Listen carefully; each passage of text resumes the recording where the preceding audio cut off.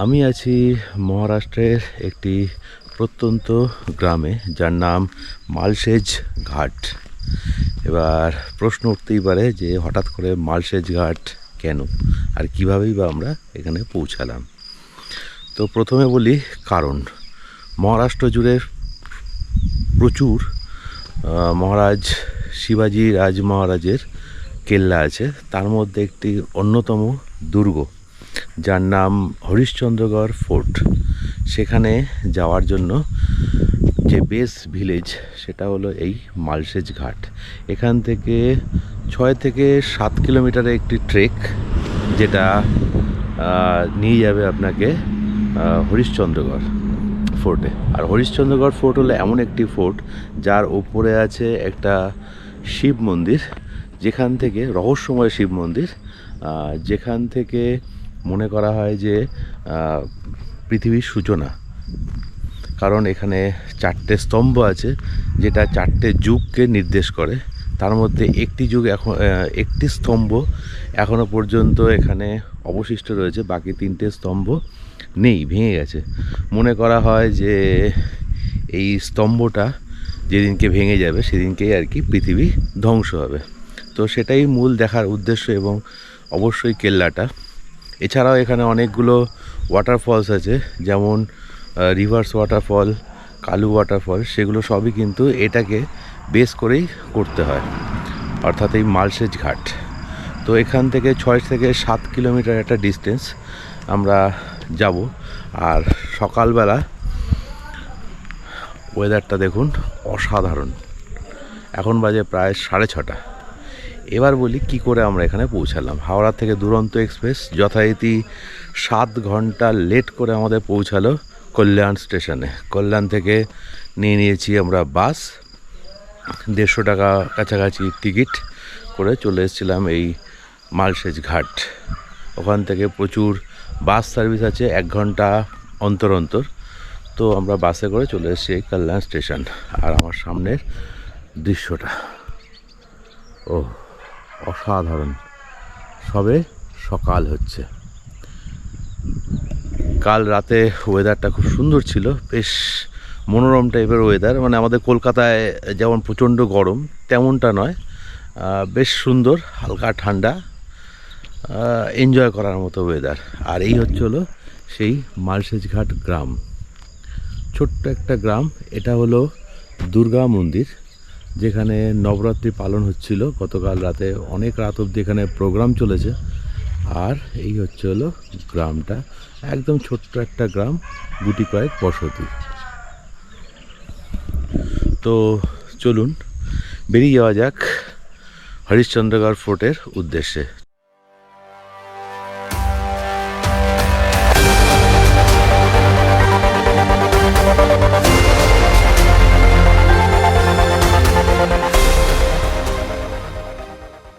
শুরু করলাম আমাদের যাত্রা প্রথম দিনের।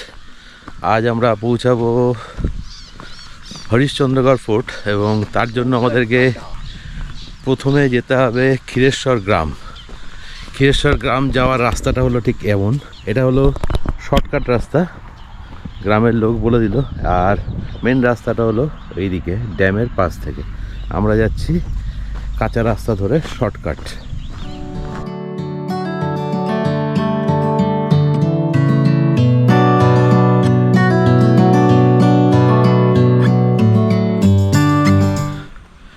এখানে আসার আদর্শ সময় কিন্তু এটাই। মানে সবুজ যারা পছন্দ করে তাদের জন্য একদম পুরো মানে মনের মতো জায়গা বলতে গেলে যেটা হয়, একদম সেটা হলো এই ট্রেকটা। আর মহারাষ্ট্রে এই জায়গাটা আর এই সময়টাতে সবথেকে বেশি সবুজ লক্ষ্য করা যায়। কারণ কিছুদিন আগে বৃষ্টি শেষ হয়েছে, 2-3 দিন আগেও এখানে বৃষ্টি ছিল। আজকে ওয়েদারটা অনেকটাই পরিষ্কার, সূর্য উঠছে, আর চারিদিকে ঠিক এরকম সবুজ, আর মাঝখান থেকে রাস্তা। আমরা যাচ্ছি ক্ষীরেশ্বর গ্রামের উদ্দেশ্যে। কিন্তু যেহেতু কোনো লোক নেই, আমাদের একটু সমস্যা হচ্ছে যে কোন রাস্তাটা, এদিকে যাব না এদিকে যাব। দেখা যাক। সামনে একটা আমাদের কুকুর আমরা পেয়েছি যে আমাদেরকে নিয়ে যাচ্ছে, অর্থাৎ আমরা ওকেই কিন্তু অনুসরণ করছি যে ও কোন রাস্তা দিয়ে যাচ্ছে। সেরকমভাবেই আমরা চলেছি। আর দিকে সূর্য উদয় হচ্ছে, দুদিকে সবুজ ঘাসের ক্ষেত, মাঝখান থেকে রাস্তা।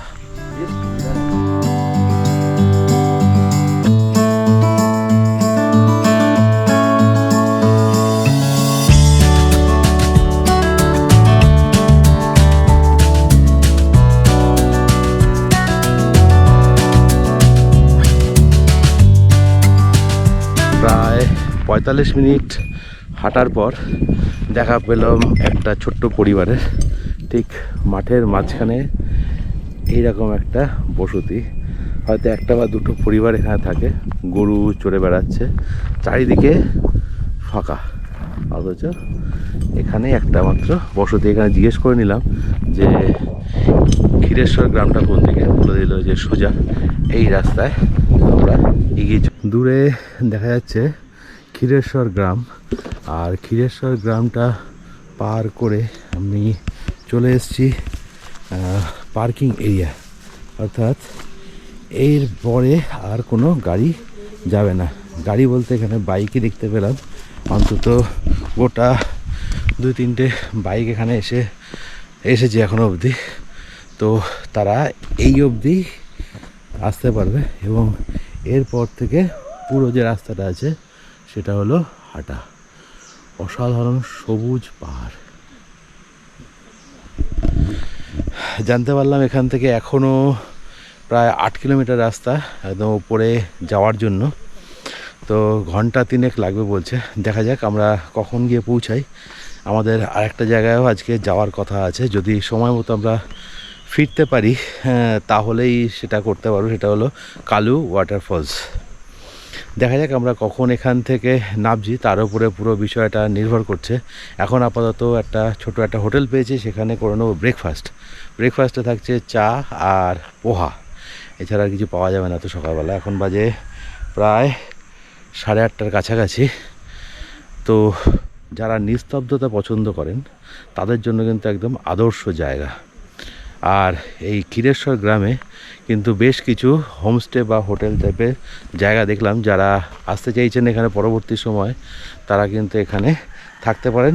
তবে ক্ষীরেশ্বর অবধি আসার জন্য কিন্তু কমিউনিকেশনটা খুবই খারাপ, মানে আপনাকে প্রাইভেট গাড়ি বা ভাড়া করে আপনাকে এই অবধি আসতে হবে। চলুন আগে খেয়ে নেওয়া যাক, তারপরে ওপরের দিকে উঠবো। 8 কিলোমিটার, 3 ঘন্টা লাগবে। শুরু করলাম আমাদের মূল যাত্রা। এরকমই জঙ্গলে ঘেরা রাস্তা, তার মধ্যে দিয়ে পাখির ডাক আর ঝিঝি পোকার ডাক শুনতে শুনতে এগিয়ে চলেছি হরিশ্চন্দ্রগড়ের উদ্দেশ্যে। আর সামনে আছে দেবজিৎ, মাথা চুলকাচ্ছে, খুব কষ্টকর ব্যাপার। তবে অবাক করা বিষয়, আজকে এই রাস্তায় এখনও পর্যন্ত কেউ যায়নি, যাত্রা শুরু করেনি। আমরাই প্রথম, জানি না কেন, তবে ভালোই লাগছে। একদম নিরিবিলি আমরা যেতে পারবো। এখন কখন পৌঁছাই সেটাই দেখার বিষয়।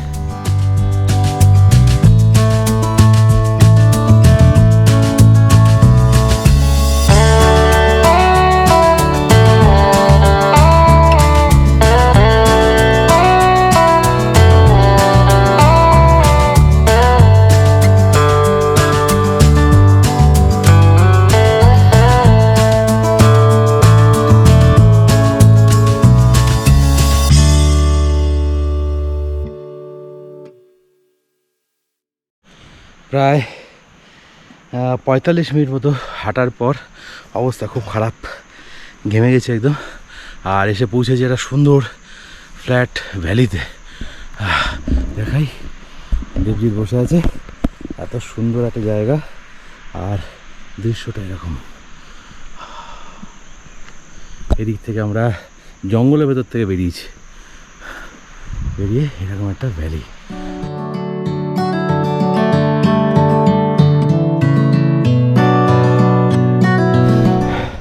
এরকম জায়গা থেকে হেঁটে আসার পর দেখা মিলল একটা শেড, কিন্তু ফাঁকা। যতদূর সম্ভব এখানে দোকান থাকে। এখন যেহেতু অফ সিজন, সেই জন্য আর দোকানের দেখা নেই। আমরা এগিয়ে যাব এই পাশে রাস্তা ধরে। এখনও 3.5 কিলোমিটার রাস্তা বাকি আছে, আর সামনে ভিউটা এরকম। পুরো ভেজা রাস্তা, জনমানব শূন্য। ও বাবা, সামনে এরকম সিঁড়ি। এই রাস্তাটা এতক্ষণ পরে খুব ভয় লাগছে, ভেজা আর এতটাই সরু। শুধু লোহার রেলিংগুলো দেওয়া রয়েছে সাপোর্টের জন্য, কিন্তু ভিউ অসাধারণ।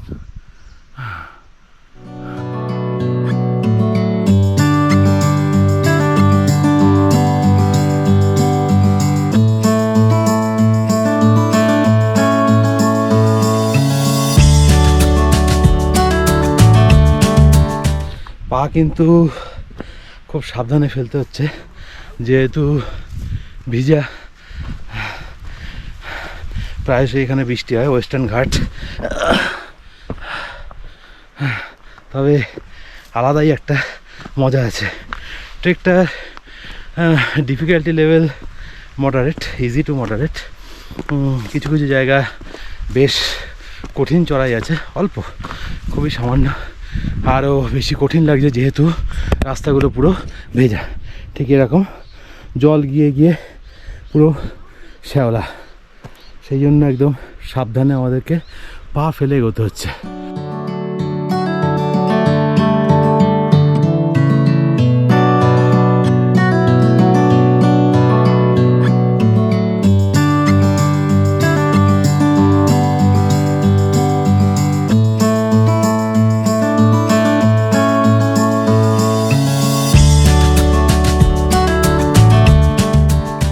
পৌঁছে গেছি, আর মিনিট 2 রাস্তা এদের অনুযায়ী। আর এখানে বেশ কিছু দোকান আছে যেখানে রাত্রে থাকার ব্যবস্থাও আছে, যদিও এখন সব বন্ধ, অফ সিজন, বৃষ্টির সময়। সিজনের সময় কিন্তু এগুলোতে রাত্রে থাকার পুরো ব্যবস্থা রয়েছে। একটাই মাত্র দোকান পেলাম খোলা, আর সেখানে একটু চা খেয়ে নিলাম আর এগিয়ে চলেছি মন্দিরের দিকে। আকাশের অবস্থা কিন্তু খুব একটা ভালো লাগছে না, মেঘলা।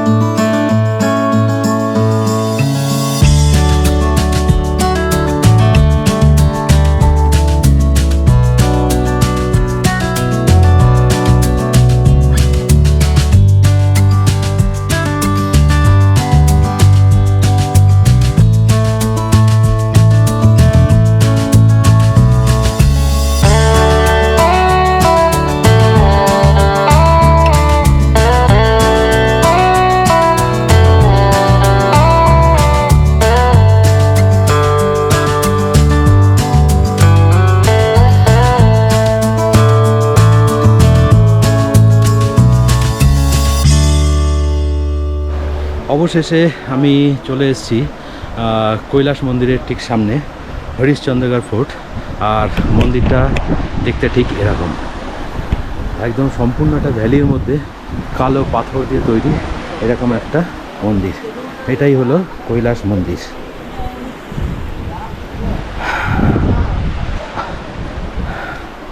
এটা হলো তার প্রবেশদ্বার।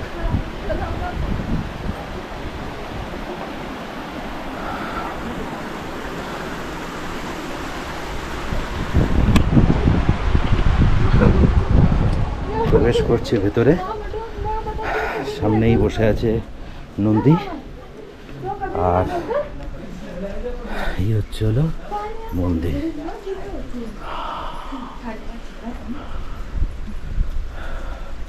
ভেতরে মহাদেব,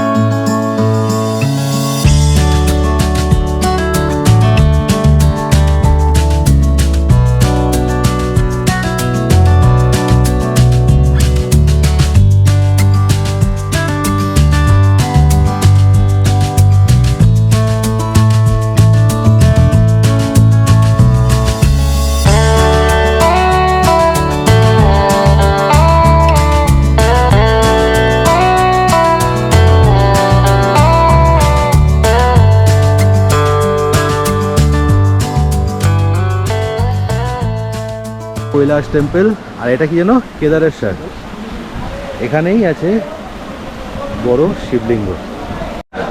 অবশেষে আমি এসেছি সেই বিখ্যাত কেদারেশ্বর টেম্পল, যার 4টে স্তম্ভ ছিল, যার একটা স্তম্ভ এখন পর্যন্ত স্থির আছে, বাকি 3টে স্তম্ভ কিন্তু নেই। এই হচ্ছে হলো সেই কেদারেশ্বর। 1, 2, 3, 4টে, যার মধ্যে একটা স্তম্ভ এখন পর্যন্ত আছে। সুন্দর, প্রচণ্ড সুন্দর দর্শন করলাম হরিশ্চন্দ্রগড় কৈলাস মন্দির, আর তার পাশেই আছে কেদারেশ্বর মন্দির, যেখানে 4টে স্তম্ভ আছে, যেটা 4টে যুগকে নির্দেশ করে। সেটাও দেখলাম, সেখানে 3টে স্তম্ভ ভাঙা এবং একটা স্তম্ভ দাঁড়িয়ে আছে, অর্থাৎ কলিযুগ আছে। ওই স্তম্ভটা যেদিন ভেঙে যাবে সেদিনই পৃথিবী ধ্বংস হবে, এরকমই মান্যতা আছে। যাই হোক, সম্পূর্ণ ট্রেকটা অসাধারণ। বেশ কিছু কিছু জায়গায় বেশ চ্যালেঞ্জিং ছিল, কিছু কিছু জায়গায় একদম সিম্পল। তবে বর্ষা যেহেতু সিজন, সেই জন্য রাস্তাঘাট একটু স্লিপ, পাথরের ওপর দিয়েই খুব সাবধানে হাঁটতে হয়েছে। তা না হলে শুকনো অবস্থায় তেমন কোনো প্রবলেম নেই। আর গাইড যদি আনতে হয় খুব ভালো হয়, গাইড ছাড়াও আসা সম্ভব। আমরা গাইড ছাড়াই এসছি, গাইড নিলে 1000 টাকা নেয়। ক্ষীরেশ্বর গ্রাম থেকেই গাইড পাওয়া যায়। এখন আমরা নেমে যাব আবার আমাদের ক্ষীরেশ্বর গ্রামে, এবং সেখান থেকে মালসেজ। তো আজকের মতো ভিডিও এখানেই শেষ করলাম। দেখা হচ্ছে কালকে নতুন জায়গায়।